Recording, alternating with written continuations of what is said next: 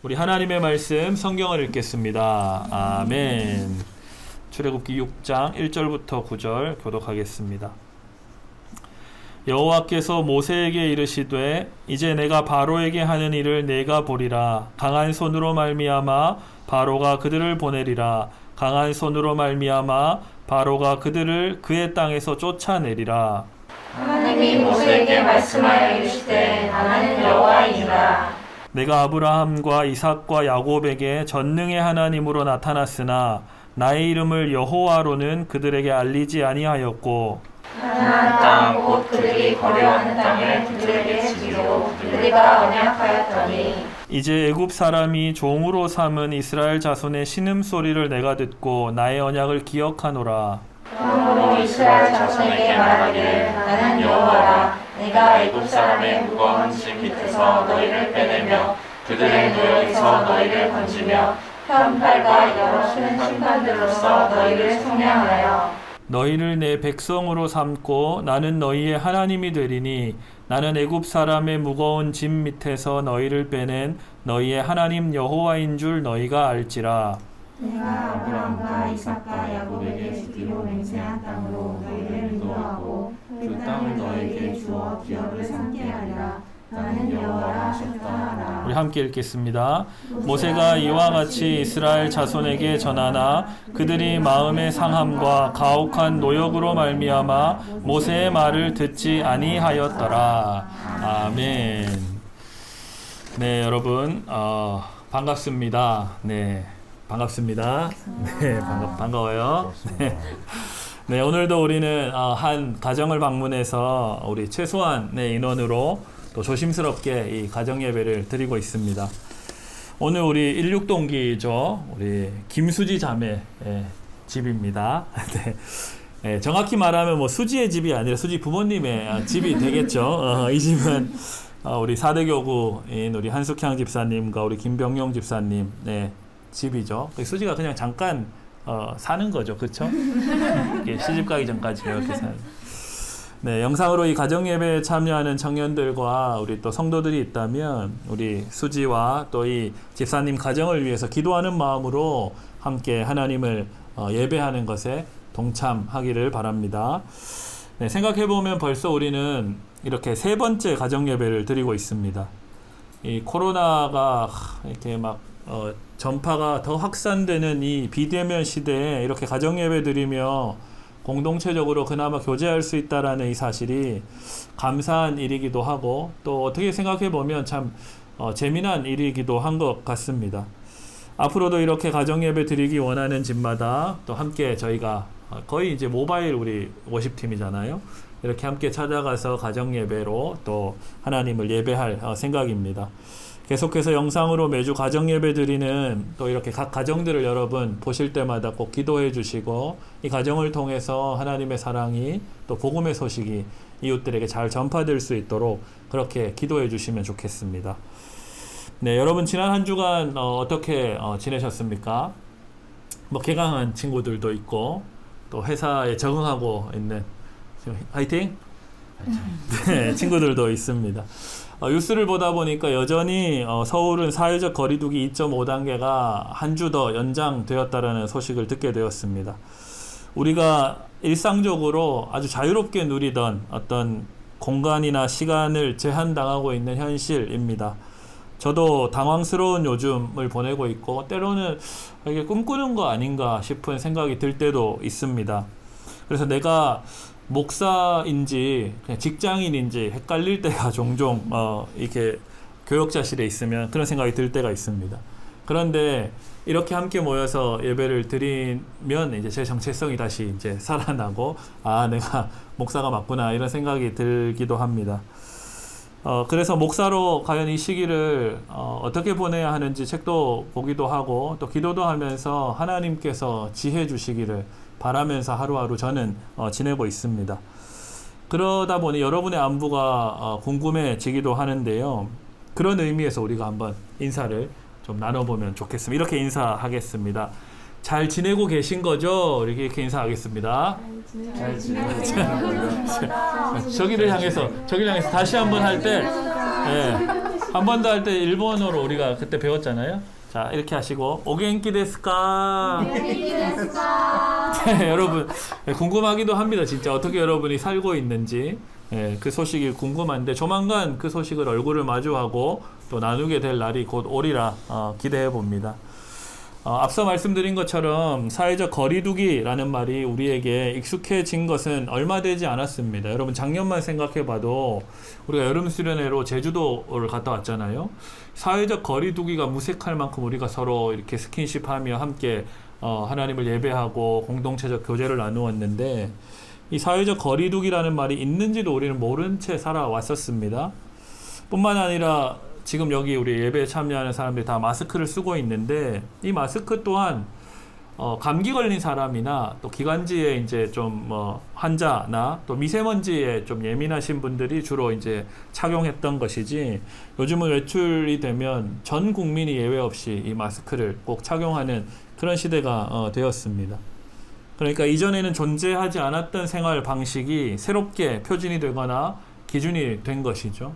이런 걸 한 단어로 요즘 이렇게 이야기하더라고요. 뉴 노멀 시대가 되었다라고 이야기를 하더라고요. 여러분 들어본 적 있습니까? 뉴 노멀? 못 들어봤는데 다 들어봐. 뉴 노멀. 이게 국어사전에도 있더라고요. 시대 변화에 따라서 새롭게 떠오르는 기준이나 표준을 뜻하는 신조어라고 이렇게 국어사전에 찾아보니까 이렇게 나와 있더라고요. 원래는 이제 경제학 분야에서 사용된 단어라고 해요. 여러분 기억할지 모르겠지만 2008년도에 글로벌 금융위기가 왔을 때 세계 경제 질서나 이런 게 막 시시각각 변하던 때에 이전의 방식으로 했던 그 시기가 이제 통용되지 않을 때 이 뉴노멀의 기준, 새로운 기준이 되었다. 이렇게 사용되던 어떤 국한된 용어였는데 전 국민이 이제 쓰는 그런 용어가 돼버렸습니다. 코로나로 인해서 새로운 삶의 기준이나 삶의 방식이 그만큼 빠르게 막 변하고 있고 새로운 기준과 표준이 막 생겨나고 있다라는 상황을 우리가 알 수 있는 것 같아요. 이러한 뉴노멀 시대에 여러분의 삶은 이전과 어떻게 달라졌습니까? 아니면 어떤 새로운 변화를 향해서 여러분 혹시 준비하고 대비하고 있는 게 혹시 있나요? 그런 거를 물어보고 또 대답을 들어보고 싶은데 그럴 수 없는 상황이 참 아쉽기도 합니다. 함께 이런 걸 나눌 수 있도록 제가 방법을 우리 행정팀과 또 찾아보도록 하겠습니다. 우리 한 번 더 인사를 나눠볼 텐데 여러분 어색해하지 마시고 이렇게 여러분 옆에 앉아있는 분들과 이렇게 인사하겠습니다. 다시 만날 때까지 잘 지내고 있기를 바랍니다. 우리 인사하겠습니다. 잘 지내고 있기를 바랍니다. 네, 함께 예배하는 청년 여러분 모두에게 우리 하나님께서 새로운 마음과 은혜 주시기를 우리 주님의 이름으로 축복합니다. 아멘.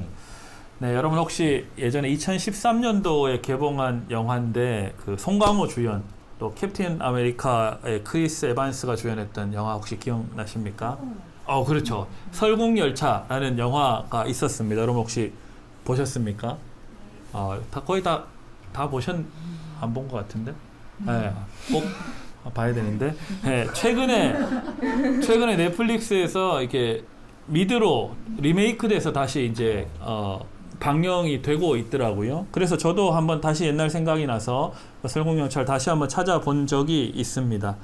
영화의 내용은 거의 다 봤고 수지가 안 봤기 때문에 수지를 위해서 잠깐 요약을 잠깐 하자면 지구온난화 때문에 벌어진 일로 시작을 합니다. 그래서 지구상의 모든 생명체가 멸종한 그 새로운 빙하기가 찾아왔습니다.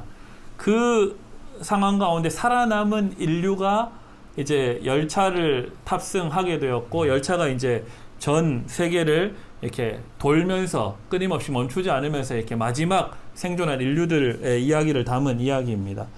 그럼 열차를 보면 제일 뒤쪽 한 꼬리칸에 탄 아주 이제 극심한 빈곤에 처해 있는 사람들이 무리가 있고 또 점점 앞으로 가면 갈수록 좀 잘 사는 사람들이 얼마나 마음껏 그 멸종된 세계에서도 음식을 먹고 또 좋은 숙소에서 지내는 그런 사람들 등장인물들이 쭉 나옵니다. 열차 안의 세상이 결코 평등하지 않은 세상임을 이야기해 주는 거예요. 그래서 우리가 1년 365일로 한 해 한 해 가는 것을 생각했었는데 이제는 기차가 전 세계를 한 바퀴 도는 날을 1년으로 삼는 그런 시대가 온 것입니다. 그래서 최후의 인류가 설국열차에 타고 달리기 시작한 17년째 이야기가 이제 막 영화에선 주로 이제 다뤄지고 있어요. 우리가 이제 캡틴 아메리카로 잘 알고 있는 그 주인공이 커티스라는 이름으로 등장을 하는데, 아주 오랜 세월 동안 꼬리칸에서 있으면서 수많은 차별과 먹을 것도 거의 없는 그런 상황에 살면서 반란을 계획하면서 이제 이야기가 본격적으로 시작이 됩니다. 그래서 평생을 이 설국열차 안에서 꼬리칸은 햇빛도 볼 수 없어요. 사방이 다 막혀 있는 칸에서 사는 이 사람들이 기차의 심장인 멈추지 않는 엔진을 장악해서 그동안 불평등하게 살아왔던 우리를 비롯한 꼬리칸 사람들을 해방시켜주는 그런 이야기. 그래서 설국열차 전체를 해방시켜서 마치 어떤 평등한 세상을 만들려고 하는 그런 어떤 반역의 이야기를 담고 있습니다. 그런 영화가 참 재밌습니다. 보면 막 중간중간 재밌는 이야기들도 쭉 나오는데, 영화 결말 부분, 말미에 가면 예상치 못했던 것으로 영화가 끝이 납니다. 그 장면을 통해서 제가 어떤 새로운 통찰을 얻기도 했고, 또 어떤 격려와 어떤 마치 하나님이 위로하시는 것 같은 위로를 제가 얻기도 했던 영화의 마무리였습니다. 극중에 송강호 우리 배우의 이름이 남궁민수, 거기서 거의 남궁민수라고 하는데, 이 주인공 남궁민수는 이 다른 사람들처럼 꼬리칸에서 사는 사람들은 그동안 당했던 불평등과 먹을 것도 제대로 주지 않았던 그 현실에 분노해서 첫 번째 칸을 점령하러 가는데, 이 남궁민수는 첫 번째 칸을 점령하는 게 목표가 아니었던 겁니다. 이 남궁민수는 이 기존의 세계 바깥, 열차의 이 바깥 세계, 열차를 벗어나는 것을 목표로 삼고 함께 그들과 이 앞칸으로 전진하고 있었던 거예요. 그래서 완전히 다른 삶과 다른 세상을 향해서 나아가는 것으로 이 영화가 마무리가 됩니다. 결국 이제 이 남궁민수 씨가 탈출을 해서 그 딸인 우리 고화성, 요나로 나오는 고화성과 같이 이제 바깥 세상으로 나아가게 되면서 영화는 마무리됩니다. 본 것 같죠? 네, 꼭 한번 보면 좋겠습니다. 그래서 이 영화를 보면서 참으로 뉴노멀의 삶이 무엇인지 이야기하고 있는 것 같다 생각되었습니다. 뿐만 아니라 영화를 최근에 다시 보게 됐는데, 오늘 본문의 성경 이야기를 생각나게 했던 영화였습니다. 오늘 우리가 함께 읽은 본문은 우리가 잘 아는 모세라는 아주 유명한 성경 인물이 나오죠. 이 하나님께서 모세를 통해서 뉴노멀의 세상, 새로운 질서를 시작하는 출애굽 초기의 상황을 이야기해 주고 있습니다. 우리가 잘 아는 대로 히브리인들은 조상 아브라함과 이삭과 야곱의 시절 하나님이 약속의 땅을 주셨죠. 가나안 땅으로 아브라함을 부르면서 아브라함의 이제 계보가 이어지게 되었었습니다. 그런데 그 땅에 먹을 것이 없어진 거죠. 땅에 흉년이 들어서 어쩔 수 없이 애굽에 당시 가장 부강했던 나라, 먹을 것이 넘쳐났던 나라 애굽으로, 이집트로 내려와서, 당시에 이집트의 총리가 요셉이었기 때문에 이집트로 내려와서 그 굶주림을 해결하고 살게 되었습니다. 그런데 살다 보니까 너무나 모든 것이 자기들이 원래 살았던 가나안과는 비교할 수 없이 풍족하고 넉넉한 것을 경험하게 된 거죠. 그러니까 흉년을 잠깐 그 해를 모면하고 다시 원래 고향으로 돌아오지 않고 계속 이 애굽 땅에서 눌러 앉아 버리게 된 겁니다. 그러니까 하나님의 약속을 잊어버린 채, 아브라함을 통해서 주셨던 하나님의 약속을 잊어버린 채 애굽 땅에서 계속 먹으면서 계속 생활하면서 정착해 버린 겁니다. 왜냐하면 여러분도 한번 생각해 보세요. 모든 것이 풍족한 세상이니까 거기에 적응하는 게 더 훨씬 먹고 살기가 편하겠죠. 좋겠죠. 그래서 그렇게 세상에 적응하며 살다 보니까 하나님을 잊은 채 살았던 세월이 무려 400여 년이나 되어버린 겁니다. 그런데 그렇게 시간이 지나서 처음에는 자신들의 가족 중에 요셉이라는 사람이 애굽이라는 나라의 거의 2인자였기 때문에 대접을 받으면서 살았을 텐데, 세월이 지나면서 400년 가까이 되니까 이 사람들은 거의 이방인 취급을 당하고 요셉을 모르는 세대들이 왕권을 차지하게 되면서 거의 밑바닥 계층으로 전락하게 된 겁니다. 거의 노예나 종과 다름없이 이 히브리인들이 살게 되었습니다. 가혹한 노동의 굴레에서 벗어나지 못하며 날마다 고통스러운 날들을 맞이할 수밖에 없는 그 세월이 되었습니다. 여러분 한번 생각해 보세요. 이게 비단 성경의 이야기만이 아닙니다. 어쩌면 오늘날 우리들의 삶이 이와 비슷할지도 모르겠습니다. 세상을 살다 보니까 여차저차해서 먹고 살다 보니 생존하기 위해서 살다 보니까 원래 우리가 이 땅에 태어난 이유와 목적을 상실한 채 하루하루 우리가 몸담고 있는 이 세속사회의 방식에 그 삶의 방식이 전부인 것처럼 우리는 살게 되었습니다. 하나님께서는 애굽에서 종살이하면서 신음하던 히브리인들의 고통스러운 목소리를 오늘 본문에 보니 기도로 듣고 하나님이 이들과 맺었던 언약을 기억해내셨다라고 본문을 기록해요. 오늘 우리에게도 마찬가지겠죠. 세상이 결코 호락호락하지 않잖아요. 더욱이 이 20대, 30대를 살아가는 청년들이 이 세상에 정착해서 적응해서 사는 것이 쉽지 않아요. 그렇죠? 좋습니다. 돈을 벌어서 이렇게 생활하고 사는 게 결코 쉽지 않은 일입니다. 그런데 그 세상에서 당하는 고통과 고난의 신음소리를 하나님께서는 놓치지 않고 듣고 계신다. 여기 여러분 위로를 받으면 좋겠습니다. 그리고 애굽에서의 최선의 삶, 최고의 성공이 아닌 하나님의 자녀로서의 새로운 삶, 하나님을 예배하는 공동체로 살아가는 새로운 삶의 어떤 기준을 하나님께서 모세를 통해서 제시해 주셨고 출애굽으로 인도해 내고 계신 겁니다. 우리가 다시 이걸 정리하면 뉴노멀의 삶, 애굽에서 살았던 적용됐던 삶의 방식이 아니라 완전히 애굽을 탈출해서 새로운 공간에서 새롭게 살아가는 그 삶이 오늘 본문에 나오는 모세를 비롯한 히브리인들의 인생의 그 삶의 자리에 펼쳐지고 있는 것입니다. 그러니 400년간 하나님을 잊은 채로 살았던 그 삶을 이제는 완전히 청산하고 애굽에서 어떻게 하면 더 잘 살고 승승장구할까가 아니라 완전히 그 삶을 끝장내고 새로운 삶으로 이동한 거죠. 더 이상 애굽이 아니라 하나님의 다스림과 통치가 적용되는 새로운 땅에서 하나님을 예배하는 공동체로 살아가도록 완전히 하나님께서는 새로운 세상을 열어주고 계신 겁니다. 오늘 본문 1절의 말씀입니다. 우리 1절 한번 같이 읽어보도록 하겠습니다. 출애굽기 6장 1절입니다. 시작. 여호와께서 모세에게 이르시되 이제 내가 바로에게 하는 일을 내가 보리라. 강한 손으로 말미암아 바로가 그들을 보내리라. 강한 손으로 말미암아 바로가 그들을 그의 땅에서 쫓아내리라. 아멘. 그러니까 애굽의 가장 1인자 통치자였던 바로로 하여금 이 이스라엘 백성 노예들을 쫓아내게 만들어서 이게 다 하나님의 섭리 안에 있다는 거죠.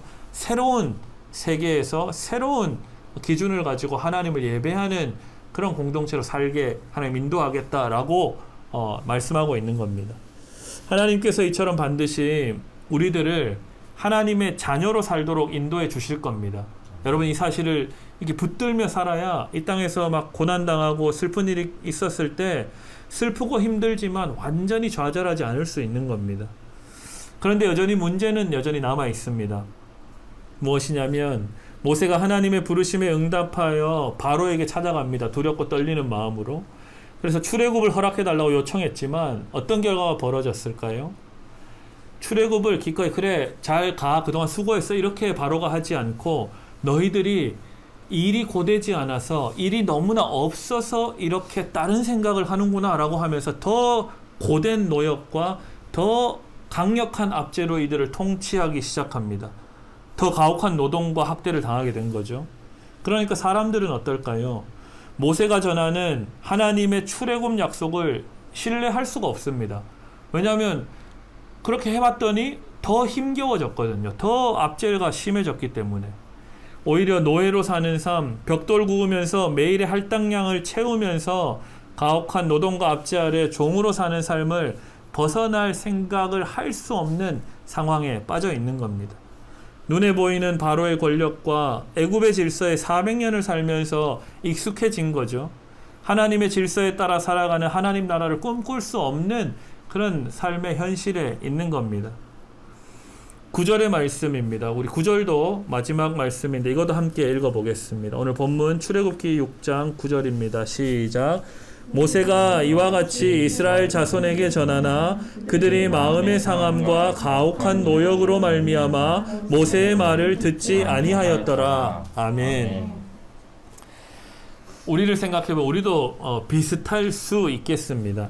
하나님께서 우리를 자녀 삼아 주셨고 날마다 하나님 뜻대로 우리를 하나님 당신의 최선을 다한 사랑으로 우리를 돌보고 계신데, 그래서 이 세상을 하나님 나라를 일구어 가도록 우리를 날마다 응원해 주고 계십니다. 그런데 그 하나님의 음성을 외면하게 하는 세상의 현실 앞에 우리가 때마다 좌절하지 않습니까? 하나님의 우리를 향한 사랑스러운 뜻을 깨닫기는 하지만 또 매주마다 예배를 드리고 말씀을 듣고 찬양을 하면서 하나님이 그치 나를 사랑하시지 이렇게 마음에 감격을 안고 주의를 마무리하지만 다시 월요일부터 시작되는 세상에서의 삶이 우리로 하여금 그 하나님의 뜻대로 살지 못하게 하는, 우리 눈에 펼쳐져 있는 애굽의 질서와 또 좋아 보이는 세속적인 삶을 어쩔 수 없이 계속 따라 살아가야 하는 그런 현실이 우리를 몰아넣고 있지는 않습니까? 오늘 본문의 말씀뿐만 아니라 성경 전체를 보면 이미 하나님께서는 뉴 노멀의 삶, 새로운 삶을 우리에게 말씀해 주셨습니다. 그리고 그 삶으로 우리를 날마다 인도해 주고 계십니다. 하나님께서 모세에게 오늘 본문을 보면 이렇게 말씀하고 계세요. 나는 여호와이니라, 나는 여호와이니라 라고 오늘 본문에 무려 2절과 6절과 7절과 8절 4번에 걸쳐서 아주 반복적으로 하나님께서는 당신이 여호와 하나님이시다 라고 말씀하고 계세요. 우리 잘 생각해보면 우리가 참 잘 아는 말이죠. 하나님이 여호와죠. 그래서 우리가 여호와 하나님이라고 부르죠. 왜냐하면 하나님께서는 지금도 하나님 당신께서 창조해내신 온 세상을 다스리시는 전능한 하나님이십니다. 믿으시죠? 아멘. 거의 정답이에요. 우리의 잘못된 선택과 죄로 인한 타락이나 우리가 하나님 만드신 이 피조 세계를 무분별하게 사용해가면서 파괴하는 중에도 우리 하나님은 어떻게 하실까요? 신실하게 하나님 만드신 세계를 최선을 다해서 지키고 보존하고 유지하고 계시는 분입니다. 그래서 우리는 그 하나님을 전능한 하나님이라고 우리가 믿고 있는 거죠. 그런데 하나님께서는 오늘 이 4번에 걸쳐서 자신을 여호와라고 새롭게 자기를 소개하고 계세요. 모세를 통해서 우리에게 그렇게 여호와 하나님이다 라고 말씀하고 있습니다. 3절에 이렇게 기록되어 있습니다. 제가 한번 읽어볼게요. 내가 아브라함과 이삭과 야곱에게 전능의 하나님으로 나타났으나 나의 이름을 여호와로는 그들에게 알리지 아니하였고, 무슨 말이에요? 이전에는 전능한 하나님, 모든 것을 가능하게 만드는 하나님으로 알려줬는데 이제부터는 내가 여호와로 너희에게 나를 소개한다라는 거예요. 뭔가 다르다는 이야기겠죠. 그러니까 하나님께서는 하나님의 자녀, 하나님의 백성, 하나님의 소유를 무조건적으로 지키시고 책임지실 뿐 아니라 그들과 함께 하시는 분이라는 말씀입니다. 바로 이러한 내용이 하나님께서 자기 스스로를 모세에게 소개한 여호와 하나님이다 라고 자기를 소개한 거예요. 왜냐하면 여러분 한번 잘 생각해 보세요. 이 모세 이전에는 아브라함이나 이삭과 야곱 이 시절에는 하나님이 물론 전체를 섭리하고 계셨지만 때마다 나타나셨어요. 그러니까 함께 하셨다라는 개념보다는 하나님 필요에 따라 때마다 나타나셨죠. 아브라함에게 아들을 주겠다라고 한 뒤 수십 년 나타나지 않으시다가 거의 99세 때 돼서 다시 한번 또 나타나시고, 이렇게 전능한 하나님으로 좀 뭔가 이렇게 거룩한 우리와는 다른 분으로 이렇게 존재하셨는데 모세부터는 여호와 하나님, 다시 말하면 함께 하시는 주님으로 자기를 소개하고 이 출애굽하는 이스라엘 백성과 함께 동행하는 하나님으로 자기를 소개하고 계시는 겁니다. 그래서 예수님의 이름이 하나님이 우리와 함께 계신다라는 뜻을 가진 임마누엘로 불리는 이유가 거기에 있죠. 그러니까 예수님 생각하면 우리와 함께 하시는 분을 우리는 이해하잖아요. 예수님 이름의 뜻이 임마누엘이 우리와 함께 하시는 하나님이라는 뜻을 갖고 있는 게 그 이유입니다. 그래서 여호와께서 출애굽 백성들을 눈동자처럼 돌보시며 하나님을 예배하는 공동체로 살도록 이끌어 주고 계실 뿐만 아니라 오늘날 우리와도 함께 하시면서 우리의 삶을 지키시고 돌보시고 인도하시는 그런 하나님이신 줄 믿습니다. 그래서 그 하나님과 우리가 함께 하기 때문에 세상에서 찾아오는 고난과 핍박과 또 마치 이스라엘 백성들이 당했던 수많은 고난 중에도 하나님이 함께 하셨던 것도 우리가 붙잡고 믿어낼 수 있는 거죠. 그런데 우리가 성경을 조금만 더 넘겨보면, 오늘 본문을 조금만 더 넘어가 보면 이 애굽의 종되었던 히브리인들은 이 여호와 하나님을 향한 믿음에서 끊임없이 실패하고 넘어집니다. 뉴노멀의 삶인 여호와 하나님과 함께 거하는 삶으로 하나님께서 좀 더 가까이 인간들에게 다가와 주셨는데 사람인 히브리인들과 오늘날 우리들은 그 하나님을 붙들고 믿으며 신뢰하며 사는 일에 계속해서 넘어지고 실패한다는 것, 그것이 여전히 우리에게 남아있는 문제인 거죠. 그래서 하나님이 보다 못해 자신의 하나밖에 없는 아들 예수 그리스도를 우리에게 보내주신 거죠. 그게 바로 하나님이 우리 가운데 오신 성육신의 사건입니다. 사랑하는 청년 여러분, 우리는 하나님을 믿습니다. 그러니까 우리가 이렇게 함께 모여서 예배 드릴 수 있는 거죠. 보이지 않는 그분께서 우리와 함께 하고 계시는 여호와인 줄 믿습니다. 어떻게 믿죠? 말씀에, 진리에 그렇게 증언하고 있기 때문에 우리는 이 말씀을 통해서 하나님이 함께 하신다라는 것을 믿는 거죠.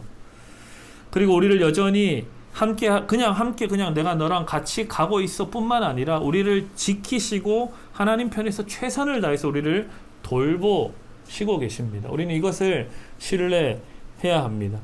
바로 이 신뢰 안에서 살아가는 사람들이 오늘날 저와 여러분 되기를 주님의 이름으로 축복합니다. 아멘.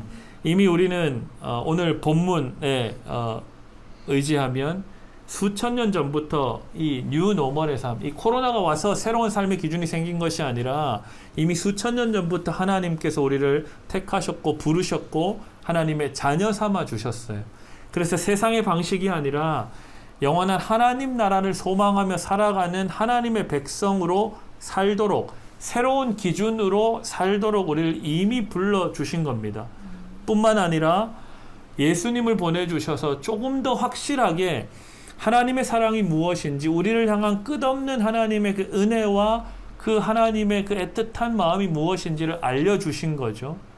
뿐만 아니라 성령을 보내주셔서 우리가 날마다 하나님을 의지하며 말씀을 깨닫고 말씀을 깨달은 대로 순종하며 살도록 우리를 날마다 설득하시고 인도하고 계시고 우리를 위해서 탄식하며 기도하고 계신다 라고 성경은 말씀하고 있는 거죠. 우리는 이것을 믿고 살아가는 그런 사람들입니다. 하나님을 믿는 우리는 이미 수천 년 전부터, 어쩌면 태초부터 하나님 나라를 살도록 뉴노멀로 이미 우리는 초대된 사람들입니다. 우리가 그동안 잊고 있었던 거죠. 오늘 말씀 9절처럼 하나님의 말씀이 끊임없이 우리에게 주어지는데 우리는 그 말씀을 신뢰하지 못하고 여전히 애굽의 삶을 이어가는 백성들 되지 않기를 바랍니다. 오히려 이 변화의 시절, 하나님의 약속인 하나님 나라를 소망하면서 여러분 어디에서 무엇을 하든지 하나님의 자녀로 살아가시는 여러분들 다 되시기를 주님의 이름으로 축복합니다. 아멘. 기도하겠습니다.